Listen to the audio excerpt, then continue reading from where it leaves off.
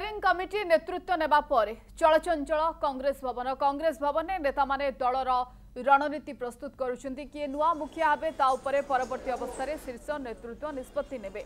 या उपरे प्रतिक्रिया रखी जयदेव जेना कहिसंती वर्तमान स्टीयरिंग कमिटी बहुत आगरे अछि और ठीक भाव में स्टीयरिंग धरी दल आगकु नेबा। 2029 रे कांग्रेस एकमात्र दल भावे उभा हेब। 2 जण प्रभारी 12 जण सदस्य अछु मिलित भावे काम करुछंती।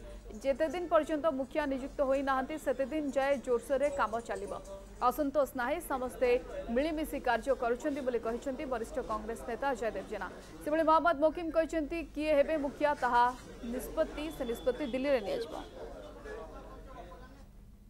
ये स्टीयरिंग कमिटी बहुत स्पीड रे आगरे एवं ठीक रे स्टीयरिंग धरिकी ये आगु नब कांग्रेस को आ कांग्रेस आगामी दिन रे निश्चित भाव में आप देखिए लोक एबेठू कहवा आरंभ कले 2029 रे कांग्रेस हूँ एकमात्र विकल्प भारत वर्ष मुख्य आमे जो 12 जन ओडिशा रे अच्छु 2 जन आमर प्रहरी सह प्रहरी अच्छा आम मिलित भाव में कार्यक्रम करुचु आप देखिले चलचंचल होती कांग्रेस भवन ये आहरी आगू जीव एवं जेते दिन पर्यंत जड़े मुखिया नियुक्त न होती से दिन पर्यंत ये काम चलो। देखो ये विषय किसी कहवा उचित मन करी ना दिल्ली तार निष्पत्ति नब एवं आमे स्टीयरिंग कमिटी समस्त नहीं कार्यक्रम करुचु एवं आगू को बहुत बड़ कार्यक्रम अच्छी सारा भारत वर्ष रे ईडी सीबीआई जो राज चली सरकार नियोजित कर जो भाव दमन करने चेष्टा कर विरोधी दल को विरुद्ध में